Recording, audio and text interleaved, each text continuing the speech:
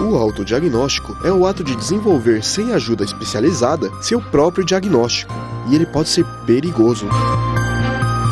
A interpretação inadequada de sintomas pode levar a conclusões erradas e até mesmo ações indevidas. Os sintomas de muitas condições de saúde podem se sobrepor, o que significa que aquilo que parece ser uma simples condição pode ser algo mais sério. Além disso, a internet muitas vezes proporciona uma variedade de informações médicas, algumas imprecisas ou desatualizadas, o que pode aumentar ainda mais o risco de conclusões incorretas.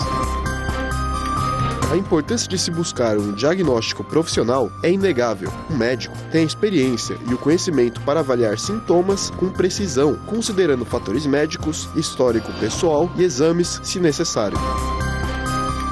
Um diagnóstico preciso é a base para um tratamento eficaz e para lidar com a condição de maneira apropriada. Portanto, a busca por orientação médica é crucial para evitar riscos potenciais associados ao autodiagnóstico e para garantir uma abordagem segura e eficaz para a saúde.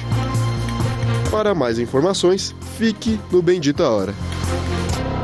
Eu estou recebendo aqui na Rede Vida de Televisão o grande doutor Marcelo Perocco, neurocirurgião. Seja bem-vindo, doutor. Muito obrigado. Obrigado por estar aqui com a gente. Eu gosto de dizer uma coisa para os médicos, eu acho fantástico quando o médico tem essa solicitude e disponibilidade de vir à televisão falar para milhões de pessoas, porque uma informação dada aqui pode fazer a diferença na vida de uma pessoa. Sim, então, com certeza. Eu agradeço o convite. Muito, acho muito. E o doutor é neurocirurgião, especialista em coluna vertebral, mas eu estou vendo aqui, já passou pelos Estados Unidos, França, Alemanha, Coreia do Sul, Chile, tudo isso. Olha, doutor em vários países aí. Olha que coisa. Doutor, coluna vertebral a coluna, dor na coluna, é uma das maiores reclamações de dor hoje no consultório, não é? Sim, hoje em dia o quadro de dor é uma das maiores queixas no pronto-socorro e no consultório médico, e a dor na coluna é um dos principais hoje, né? A pessoa geralmente fala assim, eu tô com dor na coluna, mas não fala onde que é. É dor nas costas? Muitas vezes é dor nas costas, muitas vezes é dor no pescoço. Às vezes a pessoa está com uma dor irradiada para o ombro ou irradiada para as pernas. De repente é a coluna? O problema às vezes é a coluna. Que coisa! De repente não é o ombro que está doendo ali? Por isso que a gente tem que sempre pesquisar, examinar o que está acontecendo, porque às vezes a dor irradiada está com problema em algum lugar na coluna. Na coluna. Muitas vezes sim.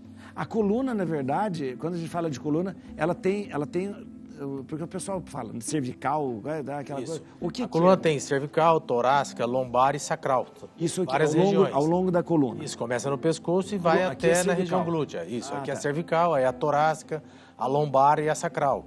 Tá. E aí, entre cada vértebra, saem nervos. Que tem a medula descendo na coluna, vai até a altura da primeira e segunda vértebra lombar.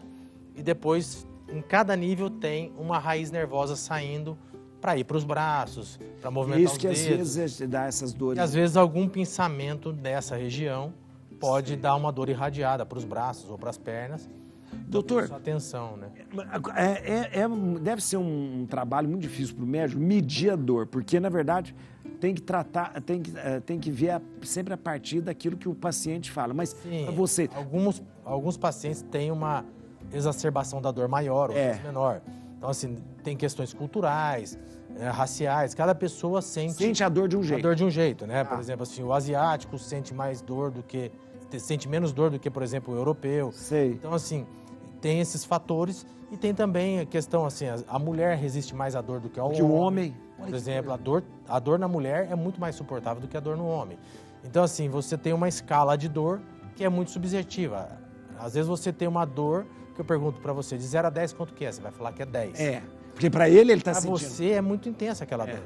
E aí a gente tem que correlacionar com o exame e com os exames de imagem.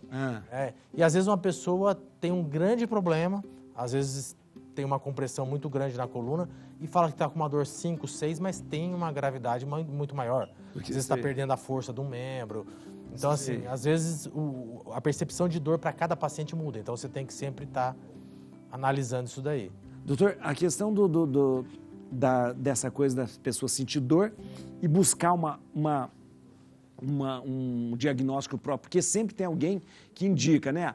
Eu já tive um vizinho que fala, toma isso, toma amigo, aquilo. Né? É uma coisa meio perigosa também, né? Totalmente perigoso, porque assim, às vezes você tem uma dor na lombar e você acha que é coluna, então, e toma um anti-inflamatório e não era a coluna, era o rim. E aí o anti-inflamatório vai piorar o rim. Por exemplo. Olha, Então, coisa assim, séria, né? às vezes a pessoa tem uma dor irradiada para o ombro, acha que é o ombro ou acha que é a coluna, e às vezes é coração. Tá tendo infarto. E às vezes é o contrário. Eu já tive casos do paciente chegar com ter dor uma aqui no tórax, pesquisar toda a parte cardiológica, não ser a parte cardiológica, que é o mais frequente, tem que procurar um cardiologista, e ser um problema na coluna. Era uma hérnia de disco que pegava o nervo dessa região do tórax. Então, tem tudo isso. Então, o autodiagnóstico é uma coisa perigosa. Perigoso. E aí, de repente, o que mais acontece também? Doutor, eu vou falar com o Roger agora. O senhor toma café? Toma, né? Toma café, sim. Vai tomar café, um café bom. Doutor, o senhor toma café com açúcar ou sem açúcar? Com açúcar. Graças a Deus, nós temos aqui alguém normal no nosso meio, porque, olha... Porque, doutor, eu não aguento essa coisa do pessoal querer... Ninguém quer engordar, né? Não, e depois achar que o açúcar é um mal... Eu posso colocar o açúcar? Pode, por favor. Colocar o mal de... Ótimo. Um potinho desse aqui. E eu fico, não tomo café com açúcar. Eu sempre falo, quem não toma café com açúcar, sempre se acha superior a gente. Sempre acha assim, eu sou melhor que você. É verdade. Dor é realmente algo que tira a gente do sério. Uma dor nos ombros pode irradiar para a coluna, como o doutor está falando, e vice-versa. Veja esse VT, depois eu vou conversar com o doutor. A dor no ombro é uma queixa comum que pode afetar qualquer pessoa em algum momento da vida. Quanto à diferença entre dor no ombro esquerdo e direito, muitas vezes essa distinção é mais relevante quando consideramos os sintomas e possíveis causas específicas. Embora a anatomia dos ombros esquerdo e direito seja semelhante, certas condições ou atividades podem influenciar onde a dor é mais presente. Em alguns casos, a localização da dor no ombro pode indicar possíveis causas. Por exemplo, dor no ombro esquerdo pode estar relacionada a problemas cardíacos, já que a dor referida ao coração frequentemente é sentida do lado esquerdo do peito e pode se transferir para o ombro esquerdo. Por outro lado, a dor no ombro direito pode estar associada a questões como problemas de vesícula biliar ou lesões específicas no músculo ou esqueleto. No entanto, é importante ressaltar que nem sempre a localização da dor é o indicador definitivo da causa, pois fatores como inflamação, tensão muscular e outras condições podem resultar em dor em qualquer um dos ombros. Em todos os casos, é aconselhável buscar avaliação médica para determinar a causa exata da dor e o plano de tratamento apropriado. Olha, o doutor tinha te falado isso pra gente, eu acho importante. Agora, doutor, às vezes o sintoma, às vezes o negócio é um pouco comum, não está levando, mas pode agravar. De repente, se a gente não... O ideal é sempre que, como já todo mundo fala, você tem que tratar da sua saúde para não tratar da doença. Da doença, é verdade. Então, assim, fazer um check-up anual é importante. E, assim, toda vez que começou a ter uma dor na coluna, ou uma dor de cabeça, uma dor no braço ou na perna atípica, é fazer um exame de imagem, fazer uma consulta. Hoje em dia, as pessoas correm muito e falam, não tenho tempo para ir no médico. Hoje tem telemedicina. É verdade, é verdade. Então, faz uma telemedicina, faz uma teleconsulta. Já pode pedir faz os exames, já adianta já. Quando for ao médico já tem os exames, já tudo isso. Esclareceu mais ou menos o tipo de dor que está sentindo. Então, é uma saída para a correria do dia a dia hoje, né? Doutor, a questão de outro sintoma que não é dor, mas aqui geralmente o pessoal fala, formigamento. Sim, então, formigamento muitas vezes é uma questão ou vascular ou neurológica. Então, assim, ou tem uma insuficiência vascular e dá esse formigamento, ou tem uma questão de nervos comprimidos dando esse formigamento. Então, tem que ser pesquisado. E o formigamento é aquela coisa de você sentir nas mãos, na perna? Às vezes é na perna, às vezes é na mão, às vezes é irradiado num dos dedos. Dos dedos e tal. Além do formigamento, existe também a questão da perder força. Sim. A perda de força é mais um sinal de ser uma questão neurológica. Neurológica. Tem situações vasculares que você também perde a força por insuficiência de suprimento sanguíneo para aquele membro, mas na maioria das vezes a questão é neurológica, então tem que ser pesquisado isso daí. A perda de força, dá para a gente medir a força que a gente tem? Dá para medir? Sim, até quando a gente examina o paciente, a gente consegue ver se um membro está mais forte do que o outro. Se tem mais força do que o outro, a gente consegue quantificar isso. Hoje tem até aparelhos para medir a força em clínicas que fazem os exames também, né? Você consegue potencializar a força muscular daquele membro. Então, tem vários aspectos que podem ser investigados aí. Agora, doutor, o senhor não acha que existe uma profusão muito grande de medicamentos para dor? Porque a maior queixa é dor, então é o que mais vende na farmácia. O que mais vende na farmácia é dor, né? Lógico que os analgésicos comuns, a pessoa tem que ter acesso a isso, até para uma urgência, para poder tomar as medicações. Mas o ideal é aquela dor que persiste, investigar, ver o que está acontecendo.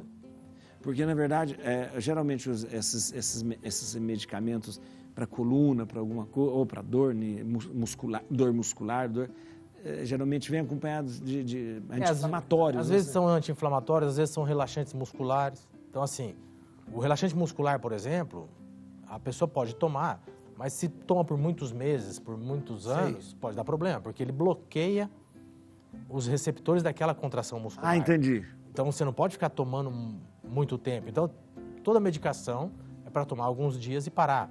O anti-inflamatório agride os rins, então tem que tomar cuidado na automedicação. Na automedicação. Com certeza. Automedicação e autodiagnóstico também, porque geralmente a pessoa fala, eu estou com isso, o outro fala, eu também tive isso, né? É igual, toma essa medicação. E às vezes a pessoa acha que é só uma contratura muscular e às vezes tem um tumor. Então. Às vezes tem uma hernia de disco. O mais grave é assim, às vezes é um tumor que está dando uma compressão neurológica e dando aquela dor e a pessoa não tem um exame de imagem para ver isso e vai tomando medicação, toma medicação, alivia os sintomas, porque melhora, porque toda lesão tem um processo inflamatório, né? Então, assim, às vezes a pessoa acaba mascarando os sintomas e tendo piora do quadro. Tem uma pergunta aqui, doutor, vamos ver. Tenho dor de cabeça com frequência, mas me automedico e fico melhor. Isso pode gerar algum problema no futuro? Sim, pode. Na maioria das vezes, a enxaqueca é a causadora da dor de cabeça. Mas o diagnóstico preciso tem que ser feito também, porque você precisa de ter um exame de imagem para ver se não tem nenhuma lesão cerebral que causa aquela dor.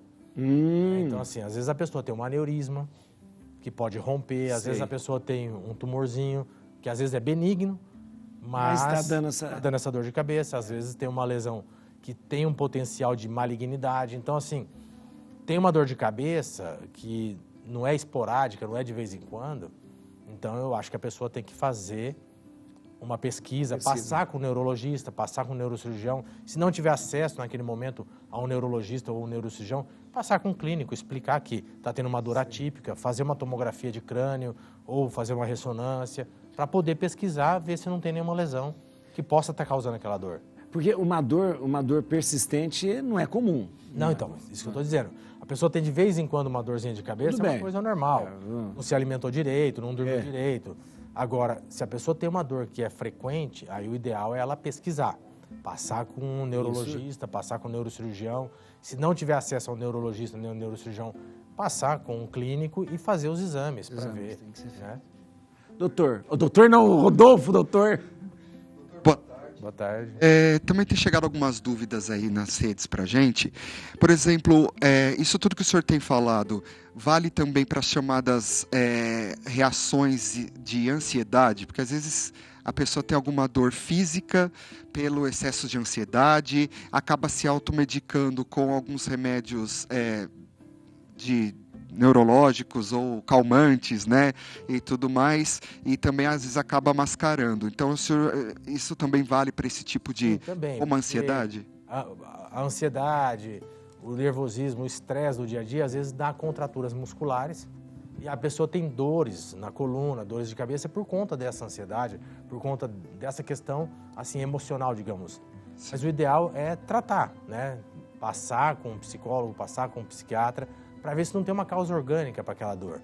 A gente sempre fala, não tem uma causa orgânica, então tem uma causa emocional, né? Então vamos tratar essa causa emocional. Às vezes tem que rezar, né? É verdade, é verdade. A maioria das vezes tem que dobrar o joelho e rezar. E mesmo sendo uma ansiedade, uma dor de ansiedade, ela tá ali, né, naquele momento. Ela existe, né, naquele momento, acaba né? tendo uma dor física Isso. por conta da contratura muscular que o estresse, a ansiedade causa. Então, às vezes, não tem uma lesão na coluna, não tem um problema orgânico ali, mas o estresse que a pessoa está tendo, a tensão muscular gerada pelo estresse, está causando uma dor nela. Então, assim, a dor é real, a contratura muscular é real, né? Mas não adianta a gente só dar um relaxante muscular, só fazer uma acupuntura. A gente precisa achar o problema dela. Isso mesmo. E aí curar o problema, né? Obrigado. Doutor, por que ultimamente a gente tem tanta queixa de dor nas costas? Porque a gente vê, tem aumentado muito essa questão de dor, dores nas costas, né? Sim, existem questões posturais, existem a questão do estresse do dia a dia, né? As pessoas, para ir para o trabalho, passam muito tempo no carro, às vezes sentado.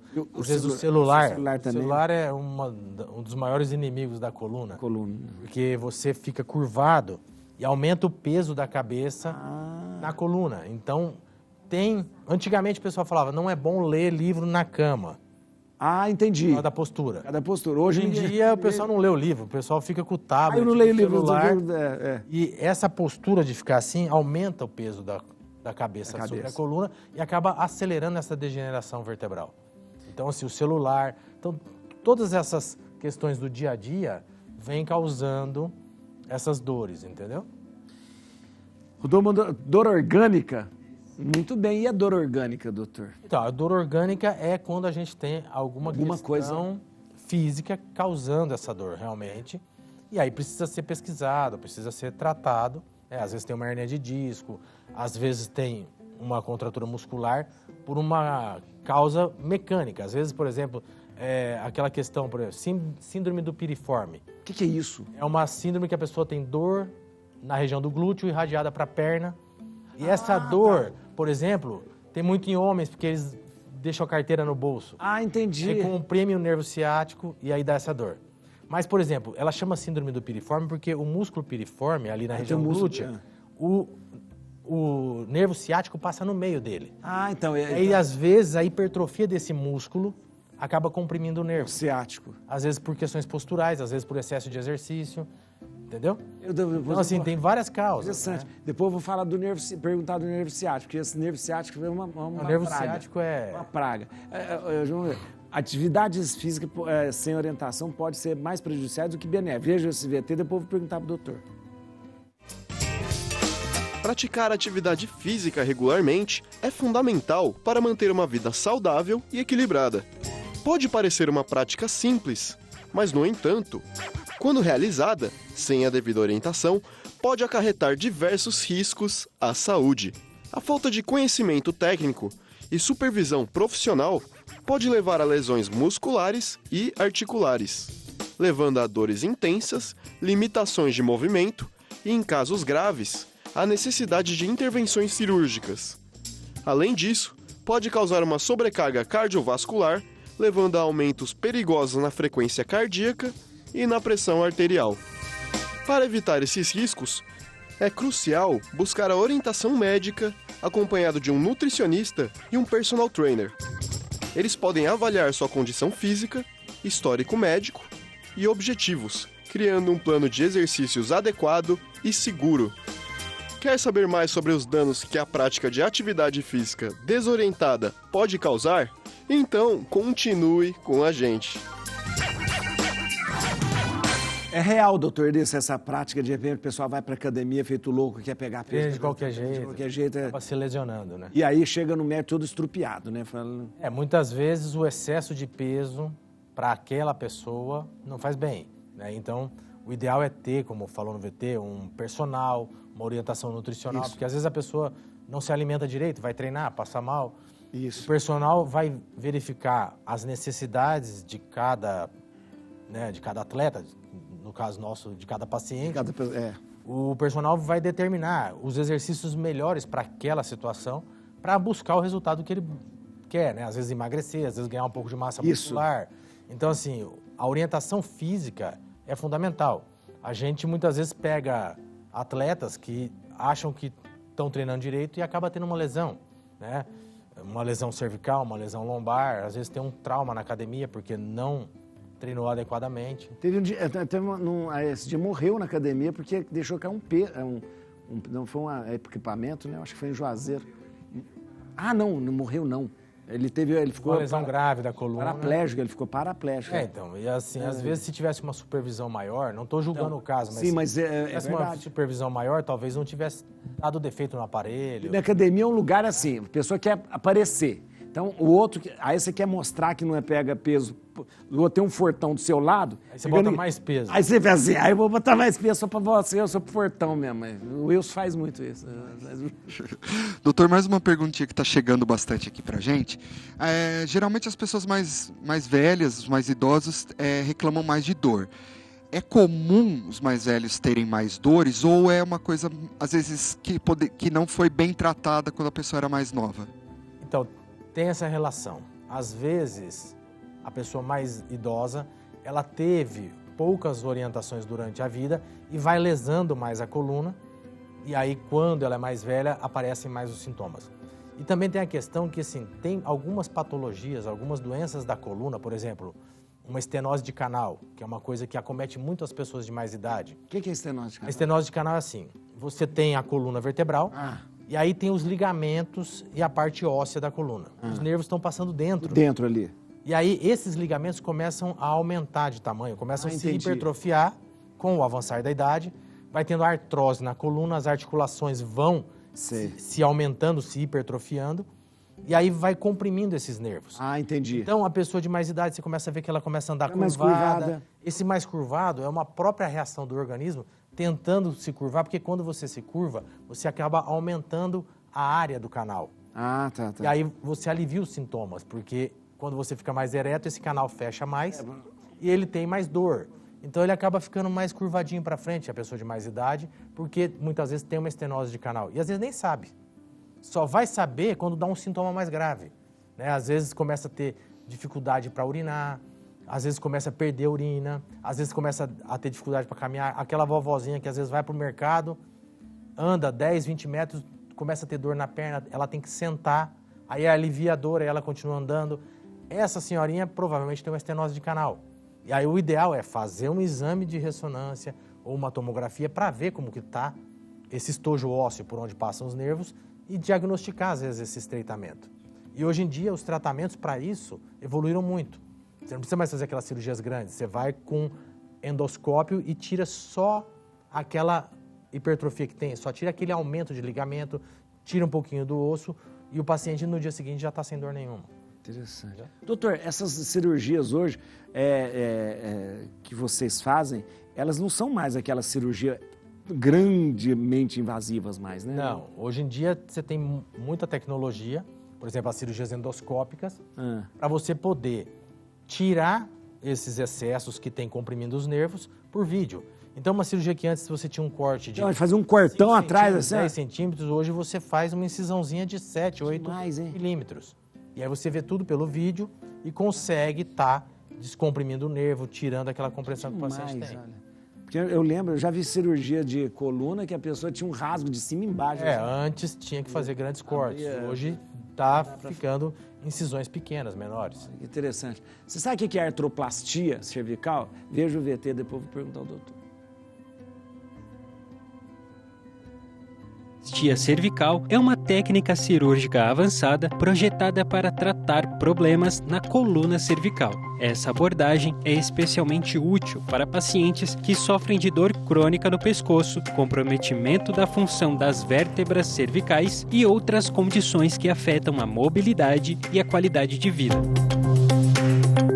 A artroplastia cervical busca aliviar esses sintomas, substituindo as articulações cervicais danificadas por implantes artificiais.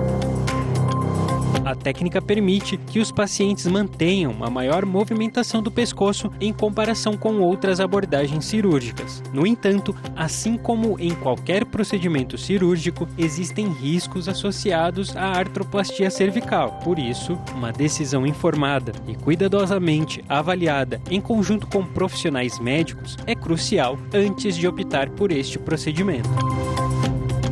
Quer saber mais? Fique ligado. Que é mesmo? Artroplastia. O que é mesmo?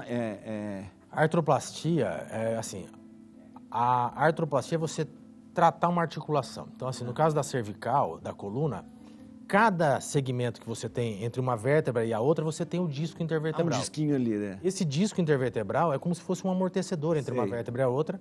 E é ele que se rompe, é ele que degenera. Dá para trocar aquilo? Comprimindo os nervos. E hoje você tem uma técnica cirúrgica em que você tem um disco artificial. Dá para pôr ali? Em vez de fazer aquelas cirurgias antigas que punha placa, parafuso, aquelas coisas grandes, hoje você tira o disco que está doente e põe um disco novo ali. E que material é esse disco? Esse disco ele é de titânio nas bases ou cromo cobalto, um metal. E o interior dele é um material viscoelástico, uma propriedade de amortecimento. Que interessante. Então você não trava mais aquele segmento, igual antigamente. Porque antigamente travava. Você tinha que um pôr parafuso e travava aquele segmento ruim. Você descomprimia os nervos e travava. Hoje você descomprime os nervos e põe um disco novo no lugar. Porque você tem que manter uma distância entre uma vértebra e a outra.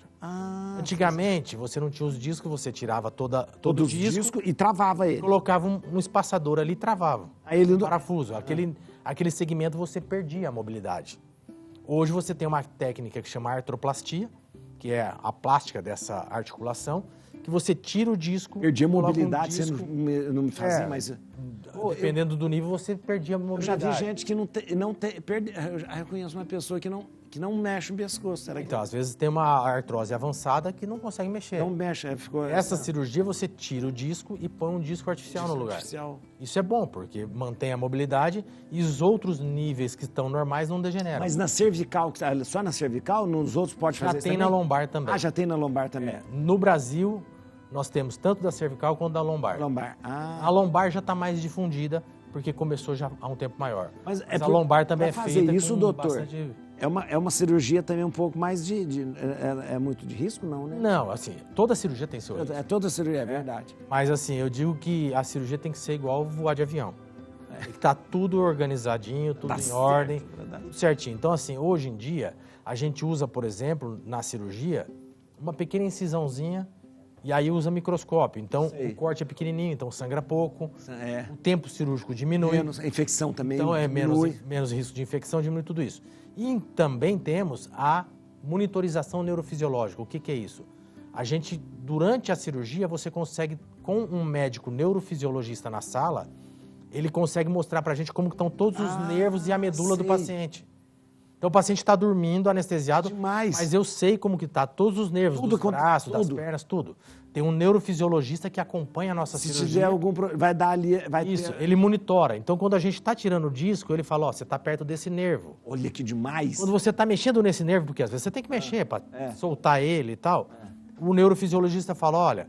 tá mexendo, tá dando sinal aí, mas ele mostra para você até onde você pode ir. Que demais. Então a cirurgia se tornou muito mais segura com a monitorização neurofisiológica. Então você junta microscópio, monitorização neurofisiológica, uma prótese de disco dessa que tem uma boa qualidade, o paciente volta às suas atividades com 1 semana, 10 dias. Olha que beleza. Doutor, o Rodolfo falou que a gente...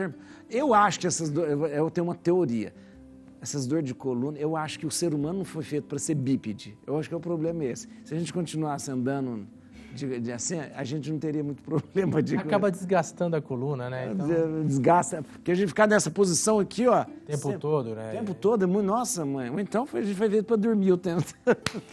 Doutor, obrigado, queria agradecer. Você, mas eu vou querer... Ó, você que é, doutor, eu volto a dizer, o doutor Marcelo Perot, que é uma das referências que nós temos na neurocirurgia, e principalmente a questão da coluna vertebral. Gente, é verdade, olha aí, ó, verdade.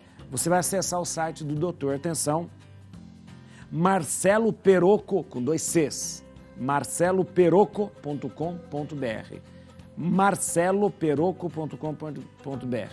Aí você vai saber de tudo, onde o doutor atende, onde o doutor também opera, onde o doutor, né, e também tudo sobre a questão de neurocirurgia, principalmente a questão da coluna vertebral. Doutor, muito obrigado. Obrigado pelo convite. Obrigado. E aproveitar para pedir uma bênção. Deus abençoe. Para mim e para minha família. Nossa, doutora aqui morava na minha paróquia, aqui, ó, na nossa paróquia lá, na rua de cima da paróquia. Rua de cima. Na rua de cima da paróquia. Agora até morando um pouco mais longe, mas na rua de cima da paróquia lá, e conheço a família toda também, conheço. E muito obrigado, doutor. Muito obrigado mesmo, viu? Pelo convite. A gente vai encerrar o programa hoje com o clipe Saúde, na voz de quem? Da Zélia Duncan. Obrigado se vocês ficaram conosco. Amanhã a gente volta. Deus abençoe vocês.